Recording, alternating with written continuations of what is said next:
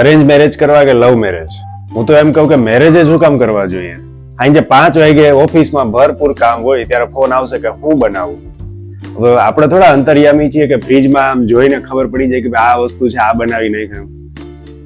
મેં એકવાર કહી દીધું હિંમત કરીને, મેં કીધું મેક્સિકન એન્ચિલાટાસ બનાવી નાખ. તો એ કે ટીંડોળા ને કોબી પડ્યા છે. મેં કીધું હવે એક કામ કરો, હવે મેક્સિકન માં ટીંડોળા નાખીને ખવડાવી દો. બીજું તો અઠવાડિયામાં 2 કલાક દોસ્તારું ભેગું ફરવા જવું હોય તો એમાં એનું કૂતરું મરી જાય છે. અને એમાં તો 17 વસ્તુ આપણને લેવાની કહી દે કે શાકભાજી લેતા આવજો, આ કરિયાણું લેતા આવજો, ઓલું લેતા આવજો, ફલાણું ઢીકણું. જેવા શાકભાજી લઈને ઘરે પહોંચશું ને એટલે પૂછશે કે ભાઈ હું ભાવે લાવ્યા. જો 5 રૂપિયા વધારે શાકભાજી વાળાને આપણાથી બોલાઈ ગયા ને તો આપણે થાય મોટો ગધેડો. હવે એ બિચારો 5 રૂપિયા કમાતો હોય, એમાં આપણે એટલો બધો ગધેડો કરવાની શું જરૂર છે?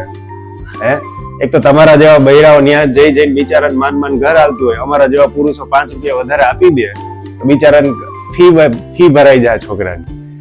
ઘરની કોઈ પણ વસ્તુ લેવી હોય તો ડિઝાઇન સિલેક્ટ આપણે કરવાની. હવે આપણે કોઈ કાળો ધોરો કલર સિવાય કોઈ પહેર્યો નથી.